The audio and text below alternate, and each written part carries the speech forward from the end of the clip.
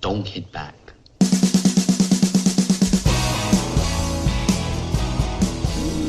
Hello. Hey, John. Hi, Merlin. How's it going? Good. I was just watching a gynecological comedy video for teen girls. Tampons. Tampons. They're very important. Man. This is something I'm going to have to learn more about. Don't you feel like you dodged a bullet a little bit with those things? You mean not being a girl? Yeah. I think that every day. Me too. But now that I have a daughter, now I have to know things about things I don't know anything about. It's so easy to fake it.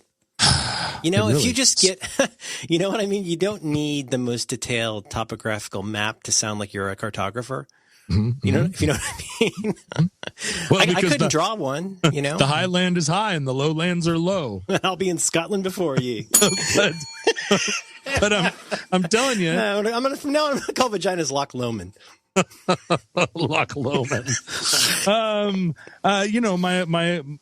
My experience of women's periods is, obviously you don't get to be my age without having some experience. It's called riding dirty.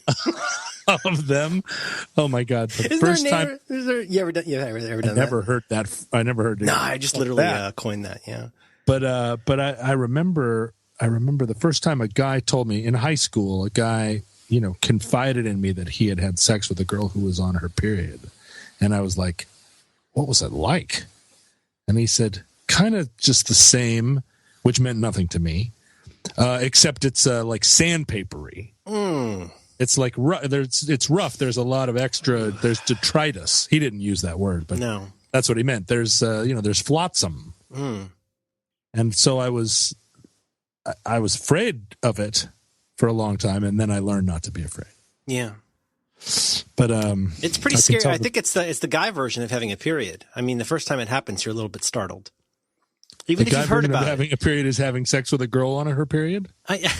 John, I'm not a menstrual scientist, but, I think the first time you get the, you get the katana out of the sheath, you know what I mean? You know what? Let's move on. I'm just glad my lady. I'm glad my lady. I don't think the guy version. I don't think you can say that the equivalent of having a period for a guy is having sex with a girl on her period. That would be gender normative. I think the equivalent. What is the equivalent for a guy? I'm sitting here right now trying to figure out what that is. Once a month, the moon comes around like a big pizza pie, Gaia. and something in you changes. And suddenly you are not open to advice. Suddenly you are fine. You are fine. Hot baths and yelling. Everything is fine. Yeah. I don't know. That happens to me all the time. Hot baths and yelling. You just drew two sides of my triangle. Where's your parade? It's not an equivalent, but that's the challenge, really. I don't know. I mean, something like a wet dream, that's kind of a whole different deal. I never had one of those. Never had one in my life. You never had one either? Nope. I'm not even sure they exist. I don't believe they exist. Oh, you think it's like the female orgasm, like a mass hysteria? Yeah, it's like the G spot. It's something that was invented by Masters and Johnson. It's like snipe hunting. It's like you take a girl down to watch the submarine races. Absolutely. But I'm saying, you get a boner, you're having a dream of a sexy time, check. And then you just come all over your bed. It seems impossible. I have to tell you, I am very reluctant. You know what? I'm an older man now, and I'm not as embarrassed about as many things. Right. And I'm just here to tell you, maybe my timing was impeccable and my slugging percentage was high because I never have experienced that. No. So you're saying your timing was impeccable in the sense that you became a man and then your slugging percentage was high. You immediately started putting it into girls. You never had a period where you were just lying around. I've never had a period, but here's the thing. My thinking is maybe if the timeline had been just a little bit different and I had become self-educated a little bit later, maybe I would have busted a pool, but right. I have never busted a pool. Well, I was aware of obviously we were all aware of Playboy magazines a long time before we knew what anything was. Yeah, but to me, it was like a socket wrench. I just didn't know what to do with a Playboy. Yeah, it was like, here it is. I just wanted to look at the cartoons. My friends kept flipping to the boobies, and I just wanted to read the cartoons. You know what to do with the Playboy when you're 8 years old? You hide it. You read the stereo reviews. It's a thing to hide. Yes. It's a thing you know you shouldn't have. And that is sexually exciting. But I became aware of dirty movies. I've told you about Visions. Sure. This is you had the crazy. This is in Anchorage. Yeah, the crazy cable with the dishes and the crazy cable with the dishes. And I saw for the first time a dirty movie called The Great Texas Dynamite Chase. Have I told you about this movie? If you have, I've forgotten it. The Great Texas Dynamite Chase was a movie that was the first time I ever saw boobs in motion. Oh, and man. It was one of those 70s kind of softcore pornos, like a Cinemax. Yeah, that tried to have a plot, but also had simulated sexual encounters. And it was about I haven't seen this movie since I was 10 years old, but it was about. Just give me the high level on the plot. It was about a guy who was kind of like a Luke Duke, maybe he was more of a Bo Duke. He was one of the Duke brothers type of guy, and he was on the lam from the cops. And he picked up two hitchhikers in Daisy Duke shorts, and they went on a bank robbing spree or something, and the cops were chasing them, and they used dynamite. Dynamite was their weapon. That's right in your wheelhouse. I was so excited. I'm watching, I put the channel, I changed the channel into that in between two channels thing where the cable dirty movies came in. Mm-hmm. And here's this movie where this guy is driving around with these two beautiful girls, and they are blowing shit up right and left, blowing up cop cars, blowing up cabins, and then they have simulated sex. And I knew what I wanted to do as a grown up. You want to be the English guy with the suitcase full of bombs. But it never happened for me exactly like that. Isn't that the way? I've never seen that movie since, but it's burned into my head. The Great Texas Dynamite Chase. I don't think it's like one of the great films. But I haven't even gone on Netflix to see if it's there. Does Netflix have dirty movies? I don't think they. In a nuanced way. They don't have like canonically dirty movies. Mm. A lot of that stuff, it's like the old kinescopes or the Doctor Who's that they throw away. Like there's a lot of stuff you just can't get anymore. Like, right. I see for me, there was this wonderful window, 1982 or so. I don't know how this happened because we were not a wealthy family, but we had cable with Showtime and HBO. I think it was like $15 a month for our cable. What happened to you? Yeah, and MTV. Yeah. But, So you saw some simulated sex is what you're saying. Yeah. Most importantly, that's what, so much of the stuff we talk about, stuff I talk about with everybody got burned on my brain. That's where Stripes, right. Benny Hill show, Escape from New York. Benny Hill. I mean, that all got Alien, like movies I would just watch literally 6 times in a month. Right. Sure. Cause they were just on constant rotation. And then, there's always the joke like Cinemax After Dark or whatever, but there truly used to be something. I think it was actually Showtime After Dark. But anyway, the point was that there would be the kinds of movies you're talking about. And for me, there were movies. The camera would pan down and they would be having the sex and they'd be panning down and you'd be like, I'm about to see it. I'm about to see some. And then it would And that frustrated you. Yeah. Then it would cut to like some flowers wilting in a vase. And you're like, where's the dynamite? You're like, who's the director? First of all, who's art directing this You didn't know what you were going to see with that pan. If you're going to cut, at least cut to a locomotive going into a tunnel. It might as well have been Cthulhu. Like, you don't know what's down there. No, that's the problem. I'm like, I'm going to see. And then it's like, There's so many movies they make you watch in school, but they're all like line art cross sections. It's like, I've never seen a woman with like a cross section fallopian tube. I couldn't locate that on a body. You know what I mean? All those ridiculous films. Now. Really? Well, because, I was alternative rock. I mean, you have to learn stuff. That's where the G-spot's down in the tube. You know what I mean? You're looking for a G-spot and you find a bunch of other stuff. It's a good point. You know how there's the bit, like the cliche in like standard shitty porno movies is like, oh, it's a pizza delivery man or the cable guy. I'm here to fix Dynacable. You're talking about cliche. I think that's how half the babies are made in America still. You know, and it's tough. Turns out, because of all the people canceling cable, the birth rate is plummeting. Pizza, not popular. I'm here to deliver a gluten-free option. But the problem, we are touching on a major problem for me in my mind, which is that, and you and I both have this problem, and you are in advance of me in being a father of a daughter. And my whole life, women have been very confusing. They've been some people that I admire. They've been some people that I have, I have entanglements with. Talk to some of them. I talk to them occasionally. Mm-hmm. I objectify them all the time. Yes. And now I have a daughter, and none of those methods. I have no interest in objectifying her. I struggle to talk to her still because she's 2.5. That'll get better. But I mean, she'll talk. She'll talk more. You know. I look into the future, her future as a young woman, and then as an adult woman, and I'm struggling to try and be try and figure out like how I can help her do this, and I'm scared to death. I am too. But just to close the one thread. So as pizza delivery is to actual shitty porn, I think having some kind of a charity event is to cable porn. That's all I wanted to say. Because for me, it was a movie. I think I want to say, I can't find it on IMDb. I think it was called HOTS with like inter periods. Forgive my saying, like MASH. I guess those are asterisks. And it stood for. It stood for Ladies Playing Softball to Save an Orphanage or something. And there's a lot of running and jiggling.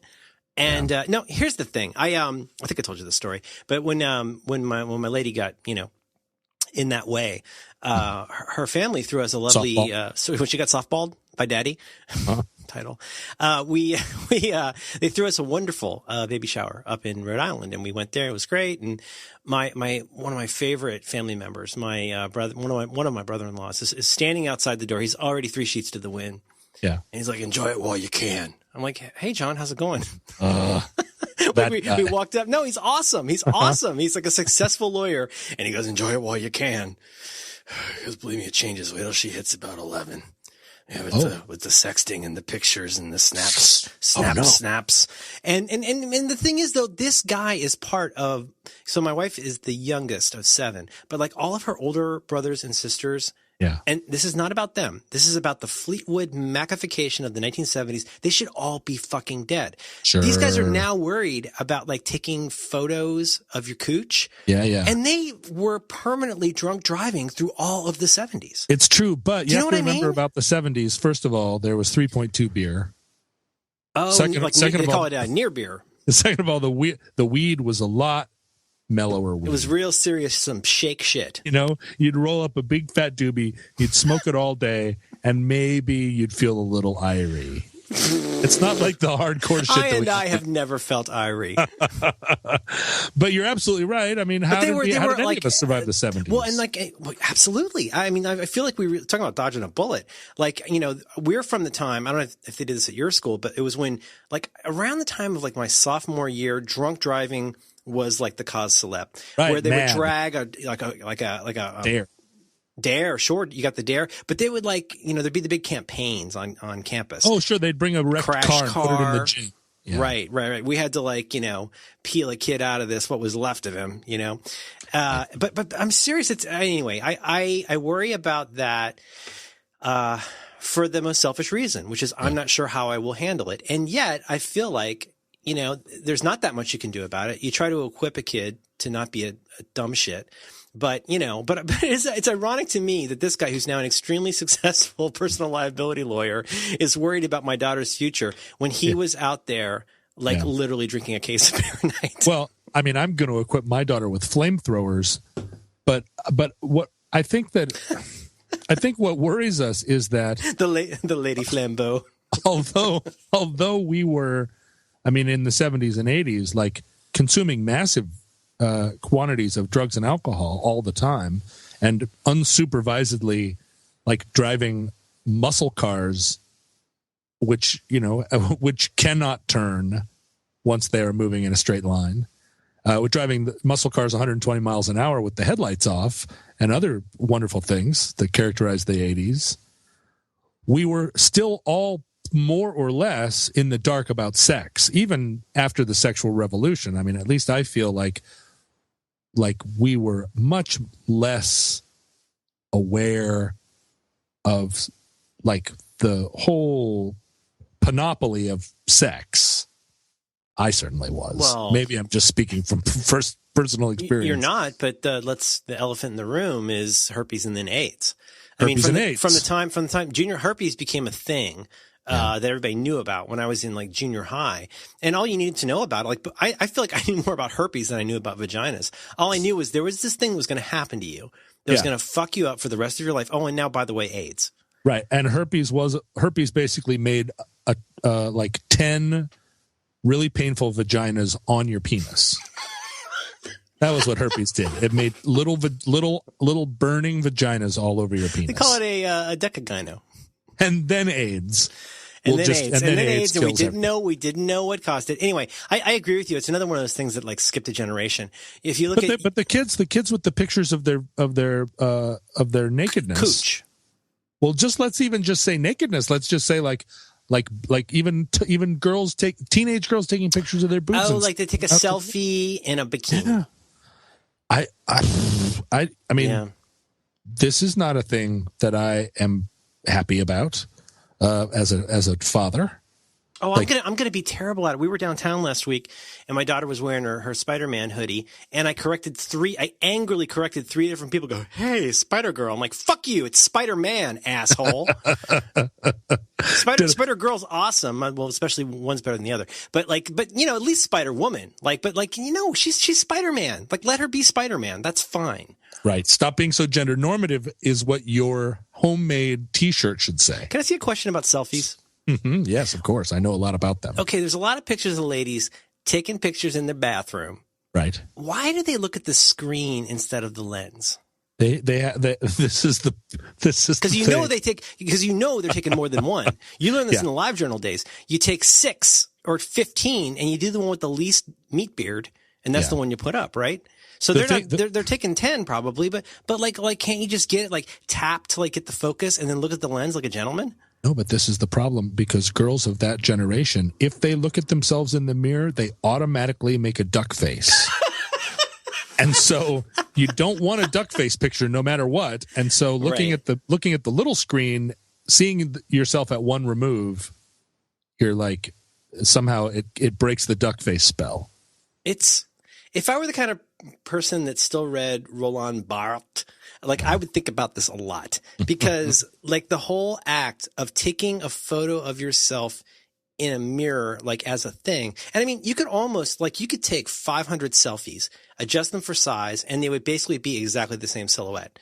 Yeah. Do you know what I mean? They look pretty much exactly the same, except for the cosplay or the boobs. And they're always looking at the screen.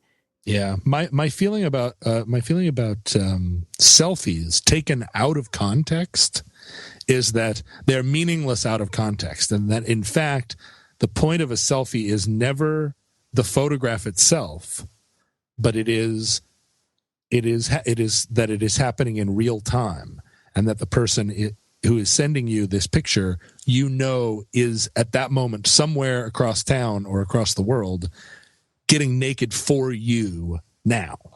Oh, it's intimate and timely.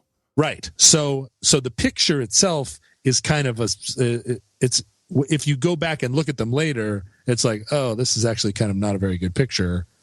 And yeah, but that's kind of like it's not happening. It's kind of like turning in your papers late, where like it's a kind of a way of saying like, yeah, but you know what I mean? Like, I think it's a form of procrastination where you could say like, well, I could have done better if I had another week, but I did it all like as an all-nighter. In this case, well, I was in a fucking bathroom. Of course I'd look like that. Yeah, but I really think like in the immediate moment of a sexual exchange over texting, the point is just that. The point is that it is a form of communication, not an actual form of pornography, which is why taking those pictures out of context and sharing them on 4chan is like... Are you still looking at that? This is terrible.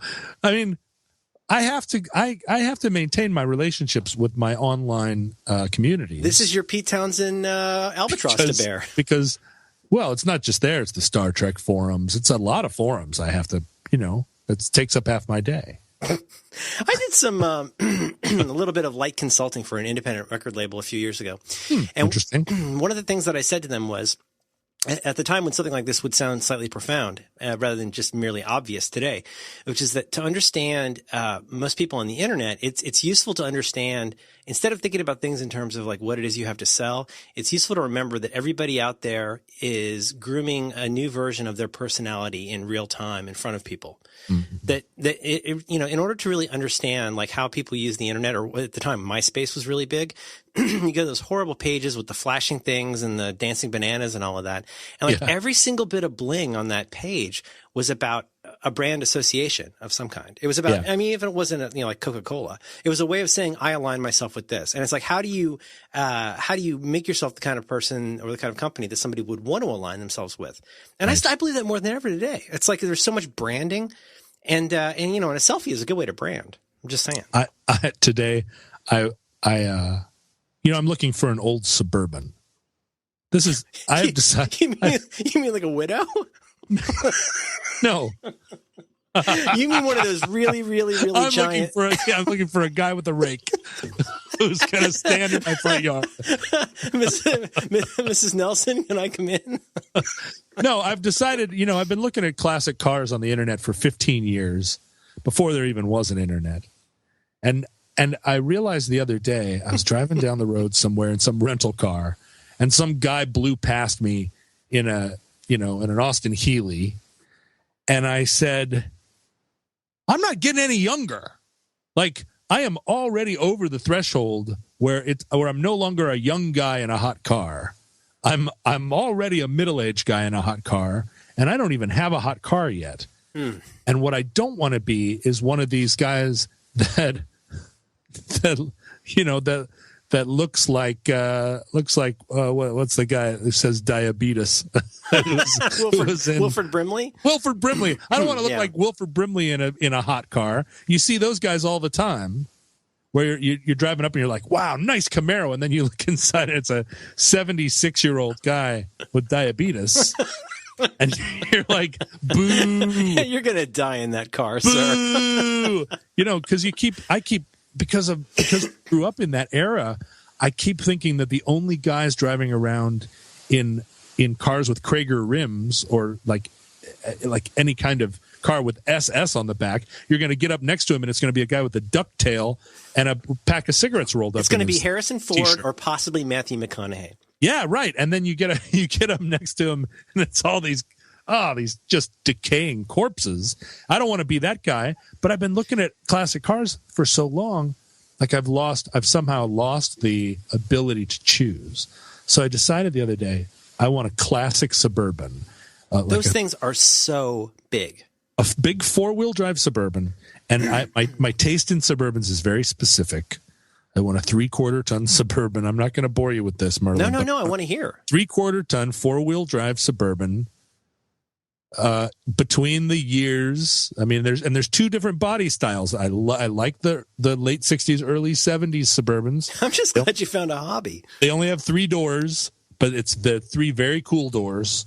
And then I also like the mid 70s Suburbans, the first ones I fell in love with, 72 to 79 or whatever. Anyway, the problem with loving these cars is that they were flogged to death by people.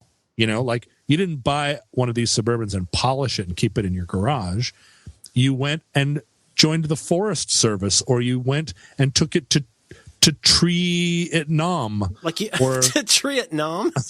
You went out to fucking nowhere land. But you would use it for real actual stuff. You would use it for real actual stuff, and then the thing at the exact moment that the rust ate it from within, it also would fall apart from outside, and it would just be a pile of dust. So there are very few of these things left. All by way of saying, today I was sitting at home and I was like, I wonder if somebody just owns the URL oldsuburban.com. And so I typed in oldsuburban.com, but because I am an old man, I didn't put it in up to the URL bar. I actually typed oldsuburban.com into Google. And the first couple of sites that came up that weren't pay advertisements, I clicked on the first one, and it took me to a site that had not been updated since 2001. Oh, and it literally had dancing bananas. Wow, you found like a time capsule. And like little animated flash. Did it say last updated on the page? It did. It said like, this site was constructed in June of 1999. Last updated. Did it have a little counter at the bottom? Yeah, a little counter. And the site was so hard. It was so hard to even be there. It was hard. It wasn't just that it was hard to navigate or understand. It was impossible to do either thing. But it was hard even to be there with all these little things moving and little question marks and things written in Comic Sans. Flashing lights under construction. Yeah, and it was like, oh shit, that's right. That used to be the internet everywhere you went. I always figure that I get involved in those sites because I find them hard to look at too, not just visually, but like my mind races because I'm a story guy. Like I'm wanting the story. So first of all, I figure the person's dead. Right. And nobody, it's probably like a university account. Like it's taking up almost no space. There's zero bandwidth. Yeah. And like, it's like, at Tilda suburban guy, PhD. And, he's been dead from heart disease since 9/11. Like nobody's updating the site. Uh-huh. And it's like, and I always think of like, oh my God, I'm going to find typos and there's going to be no way to fix them. It's a horrible, horrible feeling. Our next door neighbor, when I was a kid, had a Suburban. Oh. And this is we had a house, this is in the 70s. It was an old house, but like this thing barely fit in the driveway. It was so big. Yeah. It was almost like a bus. Yeah. My friend Kevin had a Suburban in the very early 80s, and it was school bus yellow. And he was just a little teenage kid, 16-year-old kid. And we would go out in that Suburban, and by the time he was 16 years old, he had such control over this vehicle. We would be speeding along down the street in Anchorage, and they would have kind of plowed the snow into a center berm that sometimes was 4 feet tall of snow between the lanes of traffic. And Kevin could, at 60 miles an hour, pop the Suburban up, high center it on this snow berm, kick on it had the emergency brake was a pedal on the floor. Where it would be, where a clutch would be. Right. Kick left. On the emergency brake and flip this Suburban around like it was pirouetting like a ballerina. Mm. All four tires, going in different directions, and he could balance this Suburban on its front bumper. He was incredible in this truck, and I remember riding, in the passenger seat, and this was before any of us ever wore seatbelts either. So we were sliding around like ball bearings and just thinking like, this is the greatest. It is great to be an American. This is the greatest time to be alive. We are listening to the Scorpions and we are driving this Suburban and no one can stop us. We are driving the Suburban like the Millennium Falcon. And I think it stuck in me, and now I'm having a midlife crisis. Now I'm in my 40s, and I want to get that Suburban, exactly that Suburban, and just drive around. This is your Lolita. It is my Lolita. I want that big freaking truck. This, of all the 7 miles to the gallon. Of all the idiotic things that you could do, and there are really literally so many, this is a good one. I mean, it's probably pretty safe at least for a car from the 70s. I'm looking at one right here. This is the GMC Carryall. Oh, I love that. I love it. But the problem is there's a lot of 2-wheel drive ones out there, and I don't want a 2-wheel drive truck. Gosh, you can get a V8 in this? Oh, yeah. Oh, brother. You can option those all the way. 3-speed manual, 4-speed manual, power glide, and turbo hydromatic. I just want something with a turbo hydromatic in it. That sounds nice. It's a nice transmission, I gotta say. God, this thing is gorgeous. You should do it. Can I just give you a suggestion? Yeah. 2 directions. Number 2, just get a Suburban. I mean, it can't cost that much, and if it doesn't work out, get another one, right? Yeah, you're right. You're right. The other one, number 1, I've told you about this. My friend Chris from college had an Austin Healey Sprite. You would look great. You would look so large in an Austin Healey Sprite. Yeah, I'm actually partial to the big Heelys rather than the little Heelys. Give me a model on that. What do you call that? Like the 100. Put in a. Is that what Paul Austin McCartney Healey. died in? What did he die in? Paul McCartney died. I thought he died in a Volkswagen Beetle. He blew his mind out in a car. 28 if. Would have been. Yeah. Okay. God, these are handsome cars. Yeah, they are. And the big Heelys are like they're proper. Like a Sprite, I think it'd be a little clown car, but a big Heeley, I'd be feeling very strong. It was like being in a Mountain Dew can. One time in Sarasota, we were at a light, and we're lower than like a driver's side window. Yeah. And Chris says, "You see that Yamaha over there?" And I'm like, "Yeah." He goes, "That's got a bigger engine than this." Right. And the big Heeley, we could push start it. We could just push start it any time. We just pop it into gear. They have like 6-cylinder motors, and they're still not that big a car. But they're so light. They're so deadly. Yeah. They don't all have 6-cylinder, but anyway, those cars now are priced. Like I was driving down the road not very long ago, and I saw a kid who had to be in high school still, 17 years old, driving an Austin Healey 3000 with his high school girlfriend sitting next to him, their hair blowing in the wind. And you know that his father is some kind of criminal defense attorney or worse. And they live in a big house with a water ski boat parked out front because it's a waterfront house. And he's driving this Austin Healey to town because his dad threw him the keys and said, go crazy, junior prom or whatever. And I really wanted to run this kid off the road. It just wasn't right. It was isn't that frustrating? Some 90210 shit that shouldn't happen in Seattle. And typically I don't allow it, but yeah, I think that's the kind of thing you should be on top of. As you know, John, I'm trying to grow as a person, and I've set aside. I say, leave it to the Schadenfreude. Leave it. But there's a Tumblr I follow I think it's called Rich Kids on Instagram.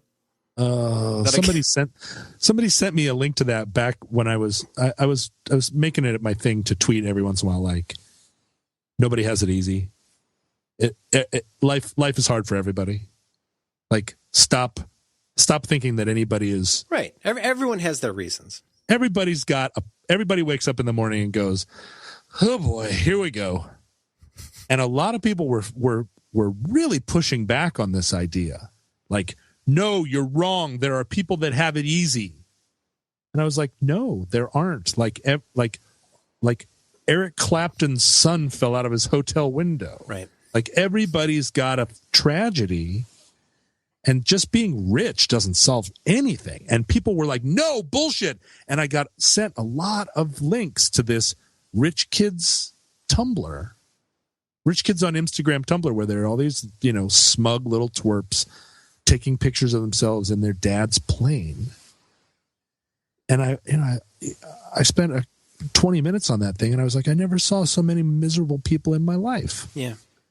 I mean, it's like these kids like check out my watch or whatever. It's like, oh my God, you could. Yeah. I saw a photo today of a guy wearing 3 watches. Yeah. There are a few things in life more lonely than being unsympathetic. Well, no, I mean, I'm being honest. That's the problem. That's exactly what the problem is you would hesitate to go, well, I agree. It's true. It sucks to be unsympathetic. Call it a first world problem or a white wine. Like, everybody does have their problems. I'm not trying to side with the Rolex guy. Wait a minute. Did you white wine, WHINE? That's not mine. That's not mine. Yeah. White wine. Pretty good, huh? Boy, they really. I saw one of a guy, I think it was a selfie, or maybe he had his black man take it for him, but it was him in bed with 3 different bottles of like magnums of costly brands of champagne. Like he was taking a fake nap with them. Oh yeah. Yeah. Oh yeah. He's having a great time. That guy's, he's enjoying life. There's nothing wrong with that guy that could not be solved by a couple good ass kickings. Yeah. I mean, I can't help but think that there is no one on Instagram that is really living a good life. I tried it. I tried it. I tried it twice. See also, independent, label consulting. Like, boy, talk about like a vision of your life. I mean, how many desaturated pictures of birds on a telephone wire do we need? Well, I'm increasingly feeling like I've always felt like I lived somewhat in a ghetto of a certain kind of people, a certain kind of thinker, being like associated with a university, wearing a guitar for a living. First world problem. But now my life on the internet, I am really seeing the borders of it and realizing that, I'm not sure that this is the enlightened and beautiful capital of Future Town that everybody here thinks it is. It feels a little bit. It feels like a bunch of, as Kurt Vonnegut said, a bunch of bacteria drowning in their own shit, and not realizing that they're making champagne. I don't know if the internet is positive, Merlin. I don't know if it's. I'm not sure right now if it is positive. That it is, if you'll forgive me, a net positive. That it is a net positive. I imagined the internet the first time I heard about it, back in the late 80s or early 90s. I told you about it in 2008, I think. You told me about you specifically told me about the actual internet in 2008, but when somebody first whispered in my ear the idea of the internet, I imagined, just as every futurist imagined, like the sum total of human knowledge, right. a free and a completely free and neutral space where intelligences can mix with one another, unencumbered by their physical attributes, or unencumbered by their class. It's kind of like Tron, but a library. Like, it would be this completely blank space where it is pure white desert, where like it could all be fresh and new and intelligent. Right, Tron library. Exactly. And now it seems more like kind of a swap meet at an old drive-in. That seems more like a Qubert rectory. A swap meet at an old drive-in where there are a lot of people playing like 3-card Monty, and yet also there's like that hovering billboard, the flying billboard from Blade Runner, or maybe like Minority Report, like all the ads are yelling at you, kind of thing. Yeah, the ads are yelling at you. That's exactly right. Do you have a sense of? I think this is a very interesting thing. Although we try to avoid talking about the internet, what is there something specific that you came across, or a certain movement? I think it's a little bit. It's like the yelling chamber. Like I feel it in your and my conversations, in the sense that I've always self-identified as a radical, but I've also always been very impatient of the kind of institutional radicalism that characterizes the left, right? So you want to disassociate yourself with people on the left who are saying that that Christopher Columbus was a genocidal maniac or whatever. You want to say, all right. Right. We've all read it, but it doesn't make it true because somebody wrote it. And like that kind of like the hyper righteousness of the edge does a lot of work of pushing the boundary, but it also devalues the inside, the middle fringe, which is actually like getting work done.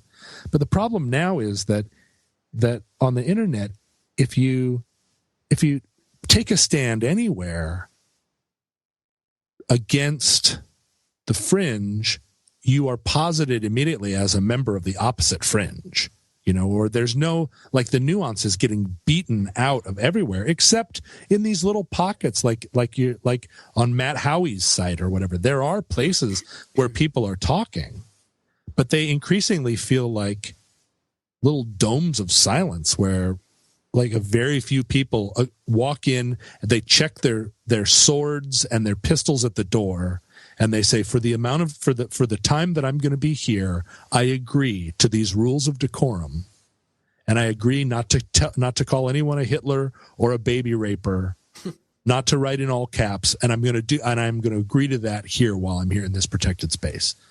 But the rest of the rest of the internet and everywhere you go, because you follow a news story, you end up on a news site, it's talking about, oh, this funny lady, she rescues bats for a living.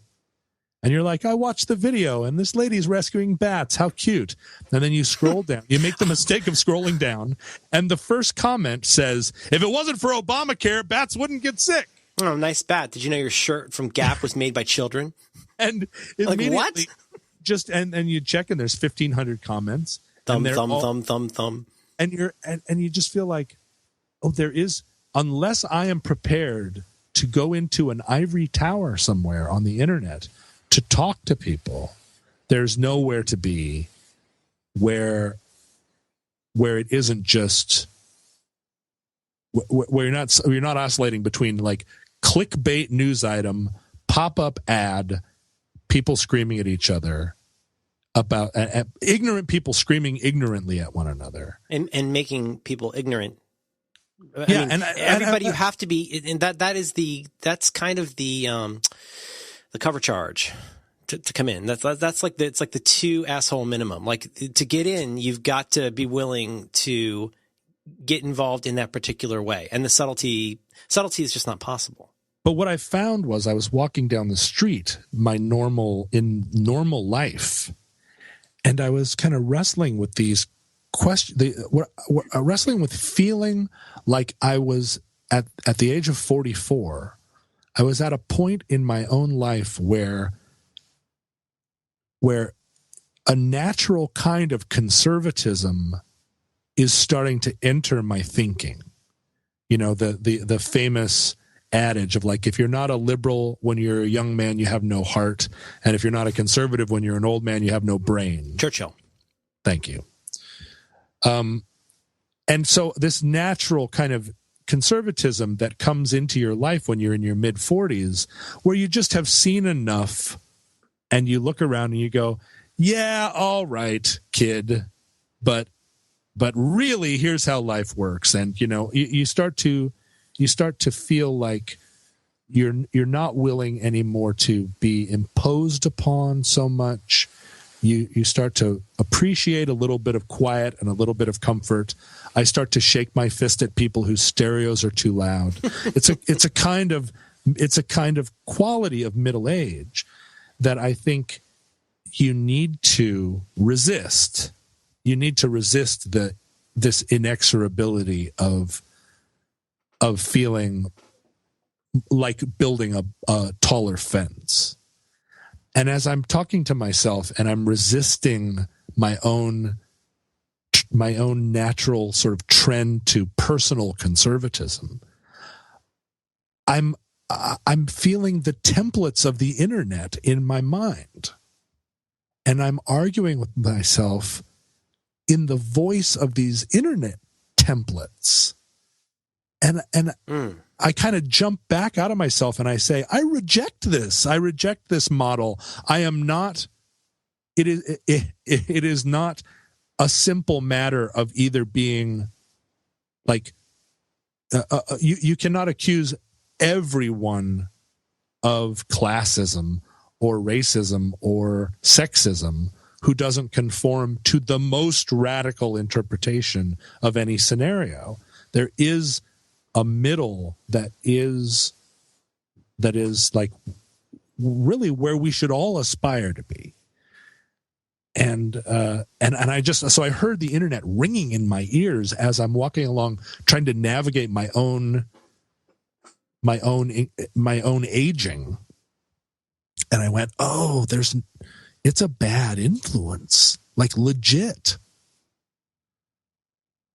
Like it's unintentionally kind of slightly reshaped the way you frame these things or think about these things.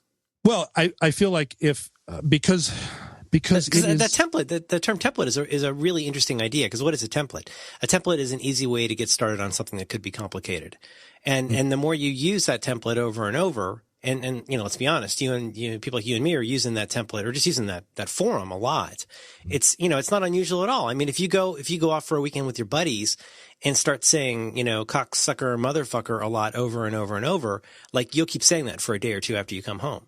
That's right. Right. I mean, you go to another country, you start picking up the language again that you didn't know you even remembered. So, I mean, if we spend 6 to 14 hours a day in that land of templates, it's not unusual at all to find ourselves doing that or thinking, oh, this is a thing I should photograph and post. Would be another example. I mean, more lightweight example, but the same way that it's starting to change the way we think a little bit. Yeah, then you don't see things except in terms of, oh, I wish I had my camera. I wish I could photograph that and post it. Right. But more importantly, I feel like people are not rewarded on the internet. They are not rewarded for having middle opinions, middle brow views, or middle work opinions. No one is rewarded for compromise or for trying to see both sides of the story. That is a thing that we all agree. The person that's like, can't we all get along? Or let's look at both sides of this. That person is shouted down immediately. Mm-hmm. And the effect is, and that's always the most interesting part. Think about literature. I interrupted you. I'm sorry, but in literature, movies, anything. The most interesting part is always that surprise of like a character, somebody who learns a little bit about themselves, and that's what a story is. A story is something started here and ended there, and we learned something about the character of the person by how they handled an impossible challenge. And sometimes that means really changing your idea about something. That's what a story is. Yeah, or you can't go off brand in that.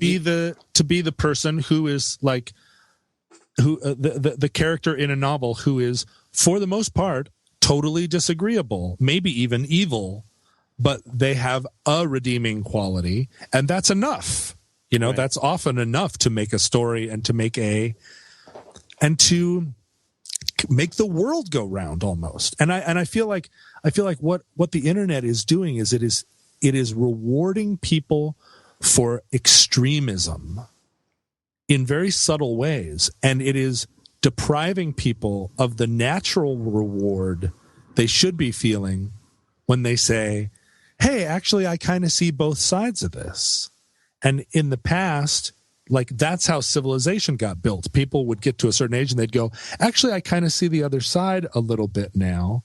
And everyone would stroke their chins and take another puff on their pipes, and maybe they would resolve that property difference, or maybe they would resolve the question of whether the beer is too hoppy, or whatever it is, the problem that primitive people had. And now we've created this place where it's like, this is where we're going to invest our time. This is where we are going to invest our intellectual energy, and the combination of anonymity and distance from one another, no physical consequences, no risk of a punch in the nose. We're creating a human environment where radicalism is rewarded, and that is going to have disastrous consequences. I agree, and part of the problem, and I will literally beg you not to get me started on this, but that extremism and that radicalism, the problem with that is that it doesn't have a cost. And so I've been taken to task by many, many good-hearted people for saying that, like, Martin Luther King would never have had an impact if he sat around eating fucking Cheetos and typing on Twitter, or asking people to support his fucking fun run. He got out there and he threw himself, on the levers. And he threw himself in jail. I mean, and that is another kind of extremity. But just to make the one tiny point that will be hopefully tweetable is that the problem with the extremism and radicalism is it doesn't cost anything. Yeah. And you still get to get your ribbon for being the fucking, Che Guevara in 140 characters, even though you haven't really done anything. And you get to sit there, and then now you get to be some kind of like sniper character trying to like pluck out people on the other side of the DMZ who don't agree with you. And you stay entrenched, and there's nothing to be gained by either developing a more nuanced or intelligent argument, And like the kind of problem that used to be mostly restricted to pro wrestling and Congress now goes everywhere, because there's this permanent state of identifying and getting this personal branding. I hate that word, but it's true. Getting this kind of personal branding based on which kind of sniper you've decided to be and who you decided to pick off and who you high five for getting a shot off. Well, and it doesn't cost a fucking thing. I've found, just personally, I've noticed that it devalues too those instances where somebody does really jump up and say something radical, because they're immediately like dismissed as a troll. So just personally, I am at a turning point in my life where I am having to say to myself on a kind of daily basis, there's every day there's some reason why I feel like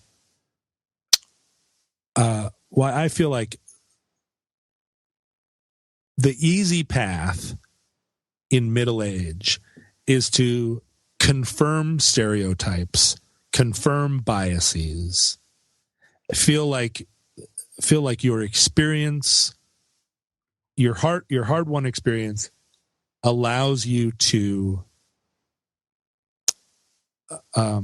not be tolerant, I guess. And that you turn a certain point, no matter what your proclivities are, where you feel like I don't want to be taken advantage of anymore. I don't want to be a rube. Mm-hmm. I don't want to be a fool. And that inevitably causes a certain hardening. You no longer give money to panhandlers where you once did. You no longer roll your window down to a guy running up on the street with a broken fan belt.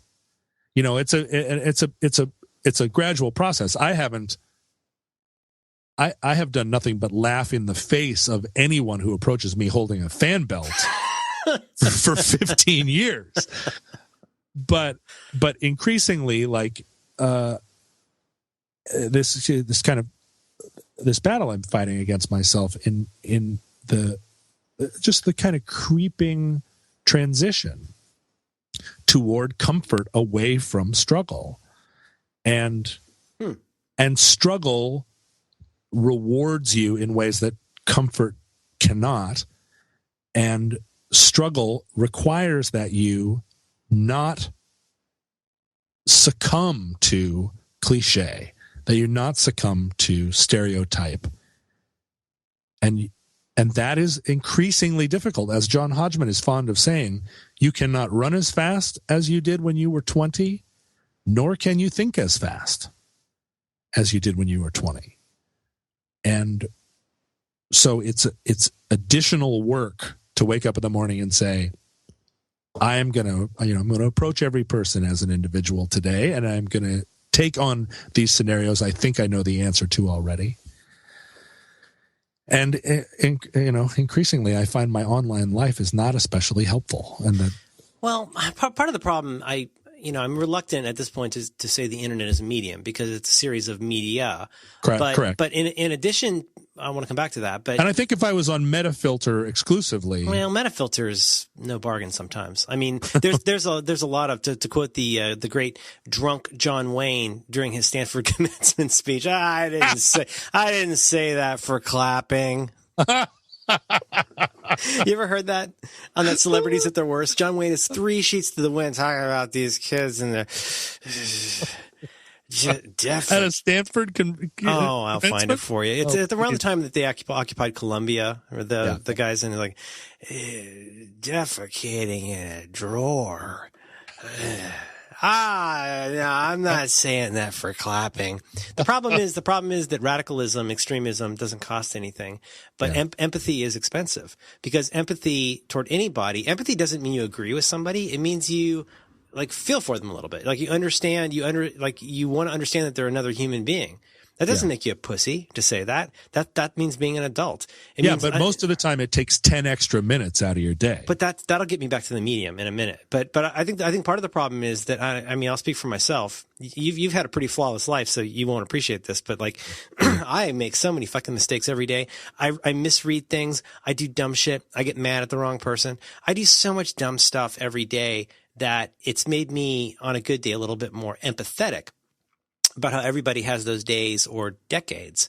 Right. But that doesn't get you any 3-pointers on the internet. That does not get you a thumb, you know? And to the medium part, I'm tempted to bring up a real Godwin's law here in the sense of pro wrestling. Like, name your favorite pro wrestler who took 15 minutes to really explain things in a way that we could all understand, even if we didn't agree with it. No, you liked Ric Flair, or you liked Ricky the Dragon Steamboat. I personally did not like Ric Flair. Yeah. No. He was part of a different tradition for me. I would love to talk about wrestling. But to me, that's a careless, 35-year-old analogy. But I think it's true. I mean, I think you've got to pick your side. Like, are you going to be a face or are you going to be a heel? And then, like, you know, who are you going to team up with? Who are you going to cheer for? And who are you going to hit with a fucking folding chair? Yeah. And, you know, and wherever you go, even in the most subtle environment, you know, Metafilter or whatever. I go into Metafilter sometimes. I don't look at it like I used to because it has gotten way too mean and snarky. And I will go in and just look at like most favorited posts. And that'll be twice a month. I'll go and do it. Nothing. It's Matt. It's just that it's too big. You've lost that sense of personhood. We're all in our own little car honking our horns at people because of like a millisecond, you know, missed decision on their part. Yeah. Which I'm guilty of. But I mean, like, do you want to get better at that? Or do you want to get a louder horn? That's the problem. I mean, and as you get older, it's almost like, you know, you mentioned that Churchill thing. I think the Churchill quote was, I honestly did not look this up, but it's something like any man who's not a liberal by the time he's 25 is hard-hearted. Any man who's not a conservative by the time he's 40 is soft-headed. Something like that. Yeah, it's it's something better. Something along. Well, no, but I mean, it's the only point being that, like, you know, there's always that thing people say, that old canard about how like all journalists are liberals, and journalists will come back and say, well, no, it's just that we seem like liberals because we like asking a lot of annoying questions, which is something that liberals like to do. I think it's easy to say, oh, as you get older, you seem more and more like a conservative. And it's like, it's not that I'm becoming more conservative. It's just that I've seen a whole lot of your radical ideas. I've seen the ones that worked, and it wasn't because they were radical that they worked. It's because they were the right solution at the right time. Yeah. And the louder horn does not make you a more persuasive driver. He said, mixing several analogies. Anyway, I'm just saying, like, trying to settle this shit 140 characters at a time is not a great place to try and settle it. Did you read Questlove's essay? No. On the Trayvon Martin case? No, but I will. I'm getting a card. That's from the Tribe Called Quest? Questlove. No, Roots. He's the Roots. He's the Roots drummer, but he plays on the Jimmy Carson show. Oh, I know what you mean. You're talking about the Never Not Funny Fallon Pardo. That's right. Got it right here. Okay. But so he writes this very thoughtful personal essay in the style of someone who is simply saying, "Here's how it is for me." Like, and it's just a personal and touching anecdote that you cannot argue with. You know, it is not a political comment really at all, except that at the end he kind of ties it to this national conversation. A personal essay, as we used to say. It's a personal essay. And it's a personal essay that I read and liked a great deal because it describes a kind of private experience that he's having as a large black guy with a gigantic afro, and his success and his fame and the fact that he is a beloved person and now lives in a doorman building in having achieved everything that he set out to and more, he still is subject to, and he's very careful to describe it not as subjected to, but just subject to a kind of treatment where people are scared of him because of how he looks. And he's aware of it and has been his whole life. But it still wears him down over time in a way that everybody can relate to, where he's just telling this story, and I read it and it was like, fuck, if more people wrote with this kind of just simple candor, if our national conversation included voices like this, where they weren't, kind of like Obama's speech to the same effect. And so I posted a link to this, just like, hey, this is a great thing, and I think everybody should read it. And I immediately got a bunch of, again, pushback in the form of, well, that's not the whole story. And I was astonished at how primed the world is to reject even the best-hearted attempts to say that we're not here to take your guns. You don't think that's the medium, though, John? I mean, you're putting it out. You're putting it out there in, it's to quote myself. The internet is not what you have to say; it's what others have to say about you. It's like when you put something out there like that, even with the best heart, no matter who you are, it's going to be about somebody else coming back with whatever they think their thing is, even if they're a dumbass. I mean, that's not indicative, though. I wonder if in 1975, when Time magazine was the only place, the only national den. Right, the only thing that everybody read. First of all, an essay like that would never appear in Time magazine. But also, we had no sense of the great hundreds of thousands of people who read Time magazine every week and threw it against the wall and said, a bunch of Jimmy Carter liberal communists. So we have. Was that the police officer from Confederacy of Dunces? Communists. Some kind of communist. Communists. She's a grandma. And so now we have insight into all these dark corners. But also, the people who are following me on Twitter presumably are not a broad cross-section of America. They are a self-selected group of indie twerps and comedy computer nerds and people who are presumably computer nerds. People who are animating bird gifs to appear Bonobos. I've never, I know you weren't pointing, I'm sorry, John. I know you weren't pointing that at me, but I've never felt worse about three nouns than comedy computer nerd. God, that's depressing. It's a big part of my demographic now. But even among those people, and this is what I'm saying, I look at that guy who, let's take one of the 10 the person people responding to Questlove's, who's just the Questlove link. Trayvon, and you feel like, okay, this guy is probably, because he's following me on Twitter, he is probably not a racist. He is probably not a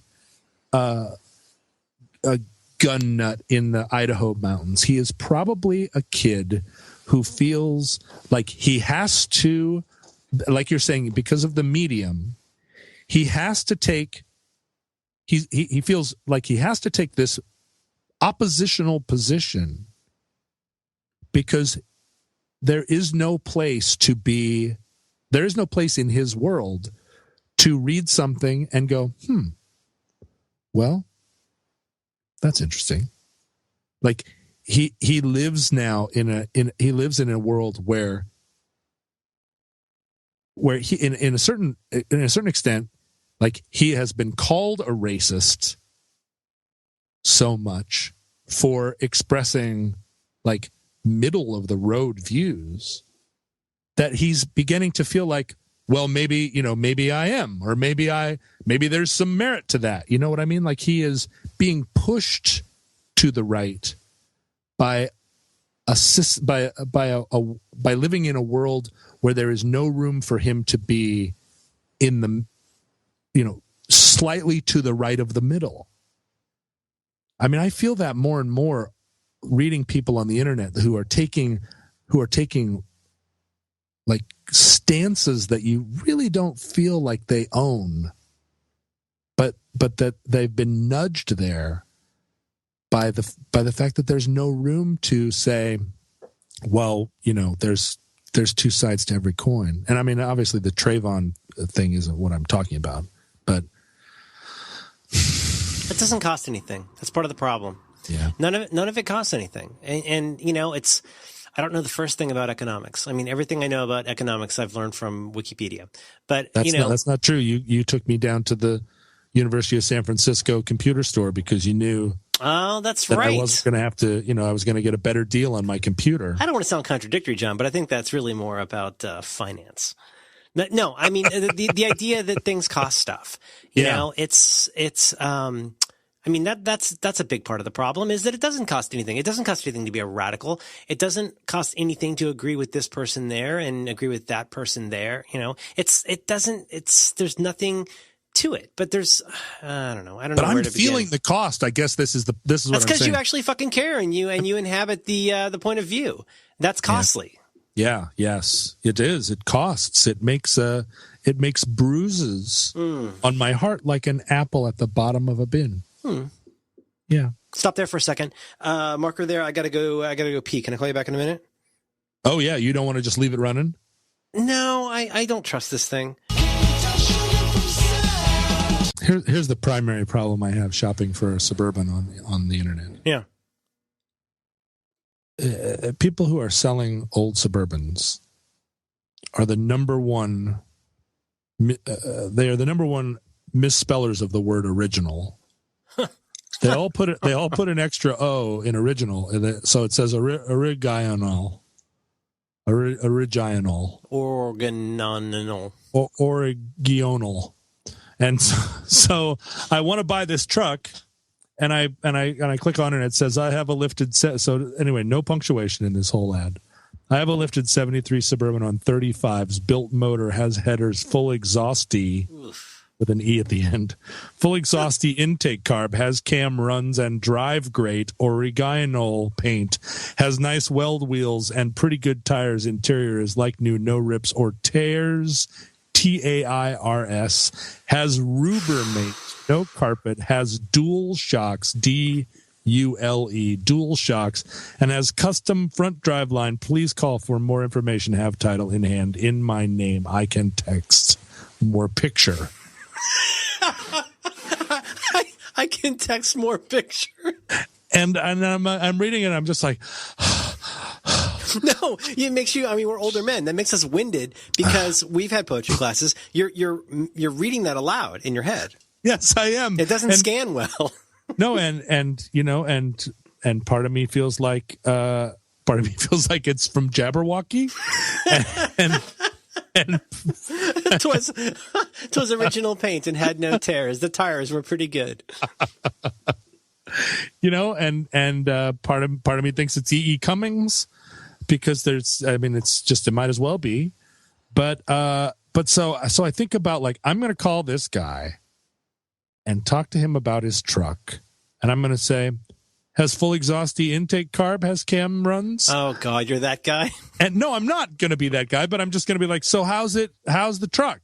And whatever he says, I'm just going to hear him speak with no punctuation and not know how to spell tear. Oh, it's got an exhausté from La Française. It's got exhausté. Ugh. You know what though? I wonder if that's like fake. You think that's like fake barn find? Okay, let me ask you this: how many guys who buy Harleys are in a motorcycle gang? Right? Yeah, 0. Mm-hmm. You should do it. I mean, maybe trade him for like a Strunken White or something. I'll tell you what, guy, I'll give you $1,000 less than you're asking, but I got a nice copy, a nice like lightly used copy of Strunken White. Omit needless words. I have the Ann Landers Encyclopedia. That'll Everyone should read the Ann Landers Encyclopedia. I'll throw in some Irma Bombeck's. I've realized how much my humor is becoming like Irma Bombeck. That's the problem with aging and becoming conservative. Am I right? You start to laugh about jokes about potholders. My new perfume is baby poop.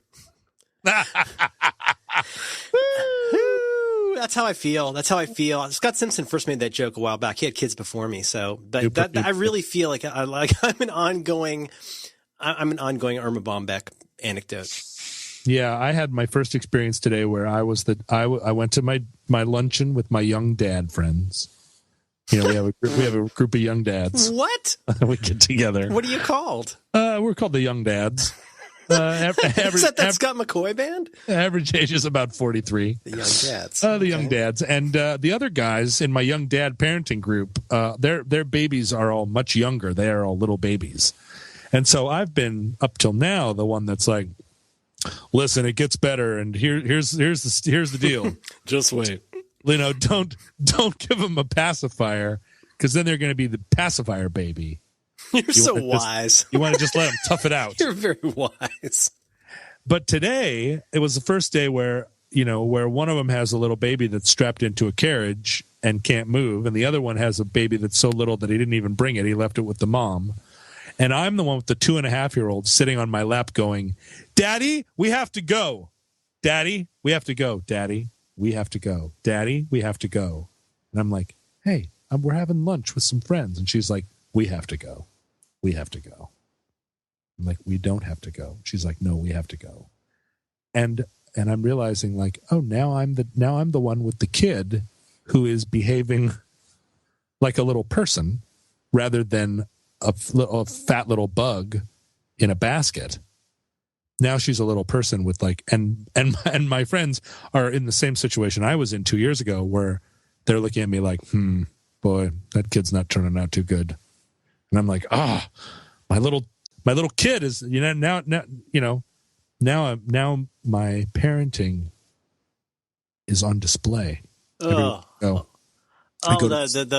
pudding is out there, and the proof is just stuck in it like a cinnamon stick. Yeah, I go to the supermarket, and she starts yelling, about Daddy's pee-pee or whatever, and I'm like looking around like, no, it's not like that. We're just we're potty training. Oh no, we get a lot of penis talk. But there's already the cops, the sheriff's department is already pulling up. We were walking home from school the other day, and she said her new band is going to be called what was it? It was Bird Penis Fart Poop. And I was like, that's pretty good.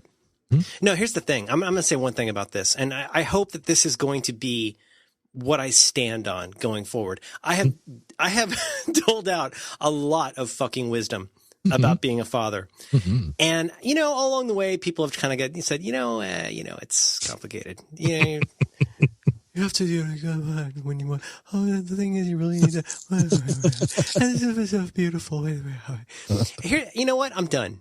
I'm done being fucking wise. I know it's going to be, pretty soon, I'm going to be like my brother-in-law with the drinks, except not successful. And I'm going to be enjoy it while it lasts. It's going to be all, he recommended 3 books to me before I could go in and take a leak. He had books for me that I should get. Was he wearing a pink Oxford cloth shirt tucked into jeans? Pretty close. Tassel loafers. He was the quarterback in high school, but not a dork. I mean, he went to a really good school. He's a lawyer. He's a very, very smart guy. But like everybody with a daughter who's older than 10 or 11, he's broken by life. Oh yeah. I know that's coming. My daughter, oh God, I'm going to cry. Wednesday is going to be our last daddy-daughter comics day before she starts elementary school. And it's eating me up. Yeah. Is she going to wear her Spider-Man costume to which one? Nerd. Well, now she's into Project Runway. You know what? I'm done being wise and I'm done being sweet. I'm done. I have nothing to share. Except, you're just going to fuck up a lot. That's all I got to say. That's be okay with that. Yeah, I'm already fine with it, and fortunately, the child has a mother. But the thing is, John, that must grind your gears. I mean, your whole thing is predicated on the degree to which you can help people. It must drive you crazy to not be able to help her more. It must seem like just slightly out of reach. Well, this is the problem. Like with other people, with fully grown adults, I try to apply, people on the internet. And people on the internet, I try to apply a certain amount of helpful pressure. I realized the other day, Merlin, and this is a terrible thing, I am prejudiced against delicate people. You just realized that? Well, yeah, I didn't realize that it was a full-blown prejudice. Like, I felt like delicate people... That's like Bull Connor going, I realize sometimes I'm a little intolerant of niggers. Delicate people, I guess I had not identified them as a subspecies. Are you kidding? You're kidding. No, I'm not. I think I felt like one of the strongest parts of your personality is your complete lack of sympathy for delicate people. But I felt like some delicate people were hardy people that just needed some help, and some delicate people were legitimately delicate and needed to be protected from the sun, and that was. Well, you mean like if a lady had chemo, like you'd give her a pass? Sure, or there are bird people. Like hollow bones, who have small bone, and I think what it was, my mom speculates that sometime in human past, people were selectively choosing very delicate women to be their kind of court ladies, and then unfortunately, some little boys were born with similar traits. Oh, you get like the Spanish aristocracy, right? Exactly. Yeah, you get exactly. You get the thin blood and the inbreeding. Thin blood. Mm-hmm. Mm-hmm. But now I'm realizing like delicateness, because and I wonder whether it isn't that I am so sturdy that there's some kind of inner class issue dating back to like Britannia, where I was bred to pull a plow. And I'm mad at people where you can see their little bird skulls and you see the blue veins through their translucent skin. I'm still mad at them because I feel like I'm still pulling a plow somewhat. But anyway, the pressure that I apply to the world in the hopes that I can make the part of the world that connects with me a little sturdier to its own benefit. I'm realizing that I cannot apply such pressure on my daughter past a certain point because she most definitely is who she is. And any amount of pressure on her beyond just the normal pressure of you will call me sir in this house. but beyond that, like trying to get her to be any kind of call me sergeant. I work for a living. You will call me Herr Professor Doctor. But beyond that, like trying to shape her, like, hey, honey, I want you to consider the crew team, or even like she's already showing a preference for certain kinds of books over certain other books. And it's just like, okay. For gnawing? No, like, potty books, like this potty book features a pig. Like this board book over that board book. Yeah, this potty book features a duck.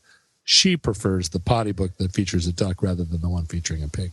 And of course, there is one that has both ducks and pigs. That's bestseller. But you know what I'm saying? Like, I can't. My instinct, which has always been to get right inside of people's heads and tinker, now with this little person who has come to me through some magic witchcraft, I realize I cannot tinker over much with her because I see how much of her. I think my suspicion with other people is that most of their weakness is a product of some pussy upbringing or some bullshit that they learned in college. Well, some bullshit they've been applauded for. Some bullshit that they've been applauded for. That's right. But they never had somebody take their pig book away and hit them with it. But with this little person who has arrived, and I see that every personality trait that she has is something that none of us can claim responsibility for. And I just am like, oh my God, get out of her way. Like, I must get out of her way. And that is what's terrifying. Remember what I said a minute ago about how I'm not going to try to be wise? I'm going to say this second one thing, which is that I used to think that my daughter brought out the best in me. And now I'm pretty sure this is not her fault. This is my fault. I'm pretty sure she brings out very near the worst in me. No. And I mean, like, I'm still, here's the thing. I mean, like, okay, so think about when you're a teenager, and maybe not you, but you were certainly surrounded by guys who were like, oh, I do everything for her and I love her. Like, why doesn't she love me? And you're like, shut the fuck up. You're making this all about you. You could give a shit about that woman. If you really cared, if you loved in the true sense of the word, you would leave her alone. That's what love is. You know what? If you love that girl and it's obvious she doesn't like you, if it's love in the true sense of the word, in the sense of like you care more about their welfare than yours, go away. You're saying right? set them free, and if they come back to you, hire one of the Marsalis brothers. Okay, so here's why I say that. Because life gives you lemons. That's right. Yeah. I used to think that like, oh, this is ingentilified me and made me very wise. and now I sit there and go, oh my God. And like day after day after motherfucking day, I have these constant realizations. Get ready for this because that's really a fun ride. I'm getting a 3x5 card out. You're going to get a 5x7. This is a wide point. I used to have to think, oh, the worst fight I'm going to have with myself is being a helicopter father, which I still am. And, you know, in the sense that like tonight we were watching the Project Runway season 2 finale, and I wanted to sit still so I could see if Chloe wins. No spoilers. But she was really tired and spinning around and coming very close to hitting her head on a corner of something, which is one of my personal, like, I have a real paranoia about that. Sure, it happened to me. Oh my gosh, I had a gash in my head when I was a kid. Yeah, exactly. Whatever, you know, whatever it is, you want to, in the same way that like if you make it through the depression, you don't want your kids to be hungry, like save money, right? That kind of thing. I don't want to. In fact, I got a gash in my head and the Jewish geld poured out. So it actually saved me. You're the Geldengosen. Geldengosenscheißen. Nah, careful. Careful. I want to also talk about Paths of Glory. I got a note here. Anyway. I used to think it brought out the best in me. I thought, oh, you know, I'm learning so much about myself and I'm becoming so wise. And you know what I realized? I realized, holy shit, I want to be like a big brother that she admires. Oh. I want her to like me. I want her to think I'm cool. Uh-oh. No, I'm being honest. Like, you know, and I can't speak for you, but like, wouldn't it be nice if you could go in there while she's got her duck and or pig book, you could say something very wise and you would see a moment where in her eyes, she saw how right you were. Right. And instead, maybe you will have that. I don't know. More and more often, though, I realize like how completely full of shit I am. Oh, okay. I am so full of shit. I mean, I know I'm full of shit. It's kind of my deal. Yeah. But like with this, it's your brand. Like, now I wasn't going to say it, but that's the thing, and that's the little what my own little cocoon to shed is right. Like going like what, you know, and I've said this really like fucking high and mighty thing from the beginning that I've always believed, I still believe, but now I feel more and more I have to put my money where my mouth is, which is get out of her way and let her become the person that she's going to be. Yeah. Which I still like that's like an article of faith to me that is harder and harder to do. As like I have fun times with her, we have things in common. I mean, I'd like to think that I'm very supportive of whatever she wants to do. We'll play what she wants to play as long as it's about comics. But you know, now she's really into drawing, which I'm like so into. And I find myself saying, but here's how dumb I am. I find myself saying, "Hey Ellie, that was awesome. Like you just drew the laundry in the washing machine. That was really cool." And then I'm like, well, "Shut the fuck up. Like, don't tell her like that looks good. Like, do you want her to like live for your praise?" Right. Because why? Because I want to be praised. And then by extension, how horrible is this? I want her to like me because I praised her. Like how stupid is that? Yeah. And I'm just being honest. And I used to think that was very wise. I mean, I'm a very supportive parent. I'm very wise. And it's like, you know, the hardest part of this is like the hard part was not just being sleepy. That was the hardest part. It was very hard to be sleepy all the time. But I'm finding it even more difficult to have to shed the parts of my personality I thought were helpful. Yeah. To get the fuck out of the way and to stop being a 2, 3, 7, 12, 14, 19-year-old person with this person. Yeah. I don't know. That's why I'm done being wise. That's as wise as I can get at this point is like, I have no fucking idea what's going on. I hope she learns to make good decisions. And if she doesn't, like, that's just going to have to be okay. Yeah. I feel like I have already rehearsed her first driving lesson so many times. Oh, that her first driving lesson, when she's like, I want to learn to drive, I'm going to, first of all, I'm going to go strap into my driving lesson costume. I will have bought and restored a car just for this. Am I getting ahead of myself to think that you've already kind of thought out the components of that costume? Oh yeah, absolutely. I mean, the costume will have a brass spyglass. We'll have a scimitar. So it's like going to be like a cyberpunk modern Major General kind of feel. Yeah, that's right. And her first driving lesson is going to last a month and a half. We are gonna leave the home. This is all getting her ready for Tierra del Fuego, right? Yeah, that's right. You're just laying the groundwork. She's going to be, she's going to be 15 and a half, and she's going to go, Dad, I want to learn to drive a car. I want to go to the mall, or I want to go to Hot Topic or get a malted. And that's right. You're like, you know what? Pee now. Because it's going to be 45 days before we stop. I'm going to walk over to an oil painting on the wall. I'm going to slide it over to the side. I'm going to punch in a 15 number code into a keypad, and the floor is going to slide open, and we're going to go down into a mine shaft where the Batmobile awaits. And but like, will you like whip away like the cover of the car, and there it'll be waiting. There it is, the driving education car, and it's going to be like, all right, before you get into the car, there's a 5-hour long. There's a 5-hour long checklist, and we're going to go around this car. Check the tire pressure again. Check the tire pressure. Look at everything. We are going to test the tensile strength of every single spoke in the wire wheels of this Austin Healey 100. And she's just going to be like, I would rather never drive. You're not ready. I mean, that's right. I'm going to say you're not ready. Not ready. And then you'll spray something in her face like Batman so she can't remember. But here's what I really worry. I worry that I'm going to start giving her driving lessons when she's 7.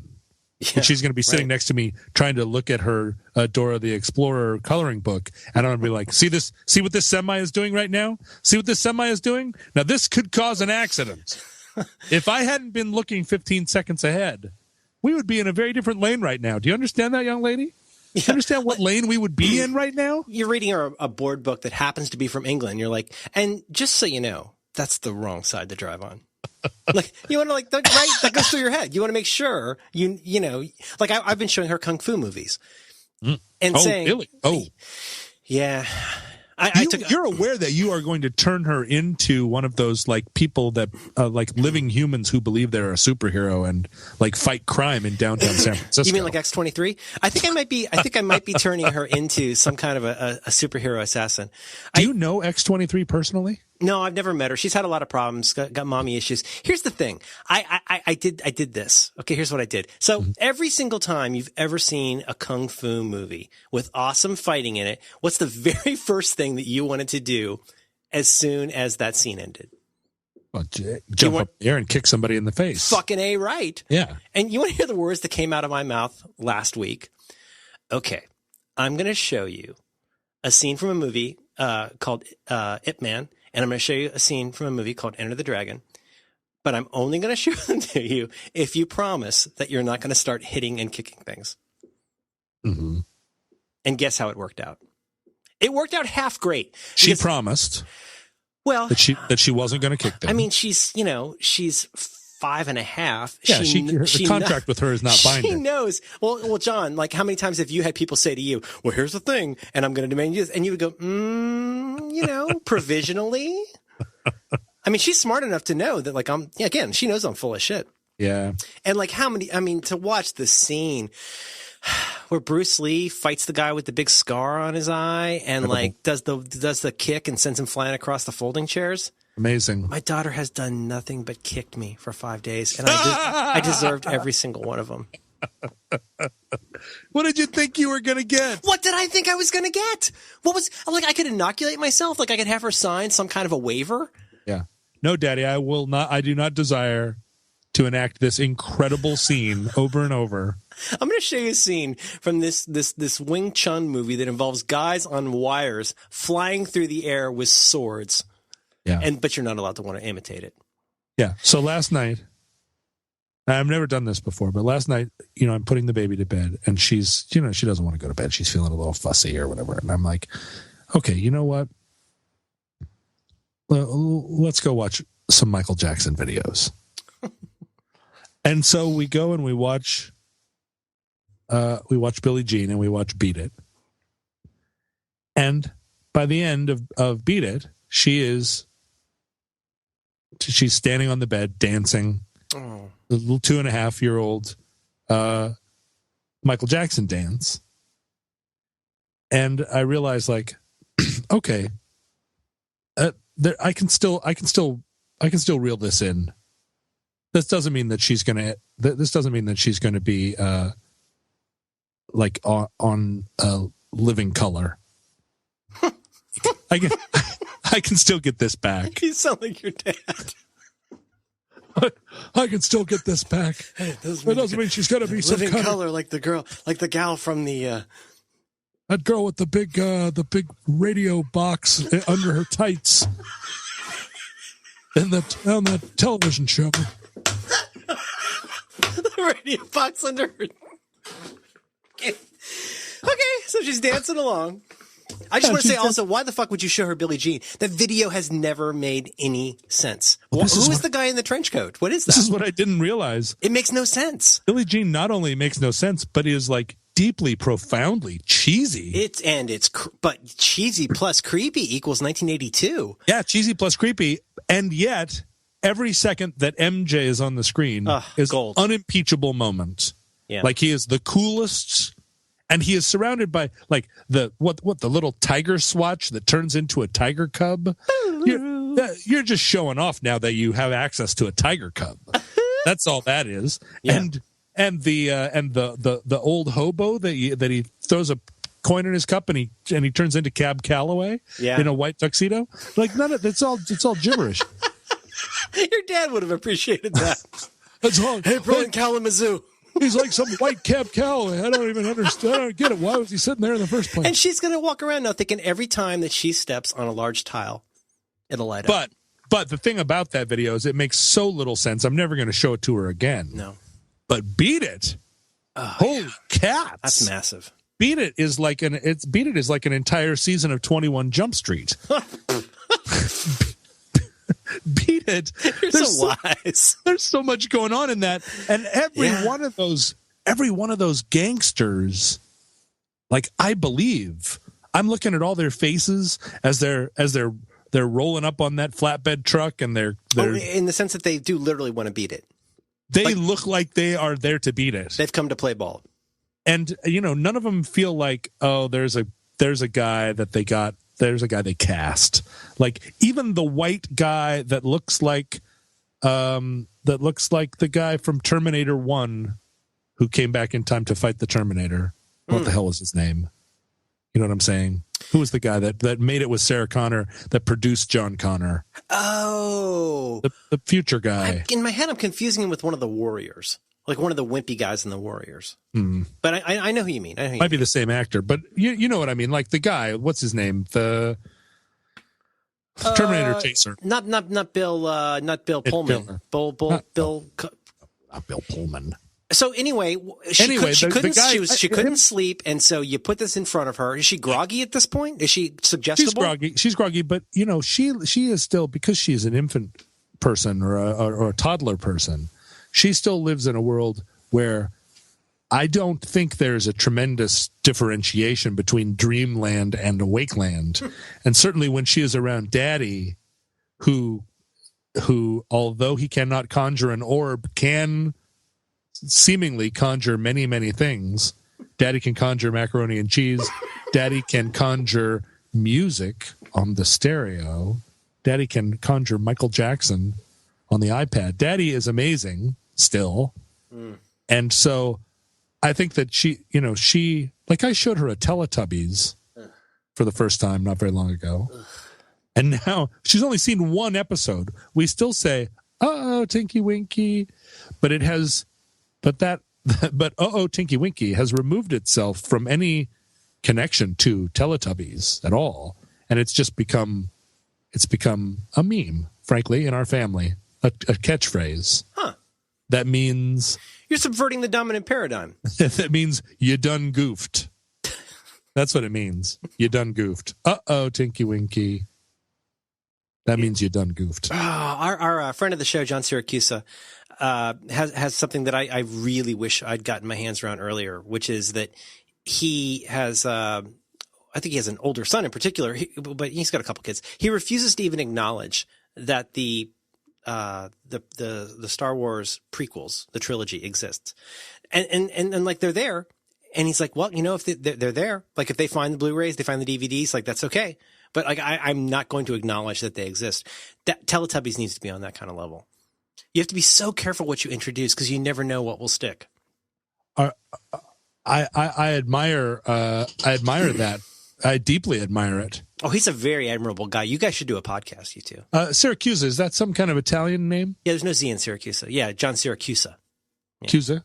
Yeah, he's the smartest guy who listens to the show. That's like that's a kind of sausage, right? Yeah, exactly. Yeah. So I don't know. You know my feeling about ethnic people. Oh, absolutely. You honor them, and I feel like their simple traditions. I feel like the racism of my grandparents, which you can't be racist against Italians, which was primarily directed at Italians and Irish for good reason. I feel like as more and more music artists are reverting to the music of my great grandparents, which in the words of Carl Newman is shouting over fiddles. Says the guy with the Scottish background.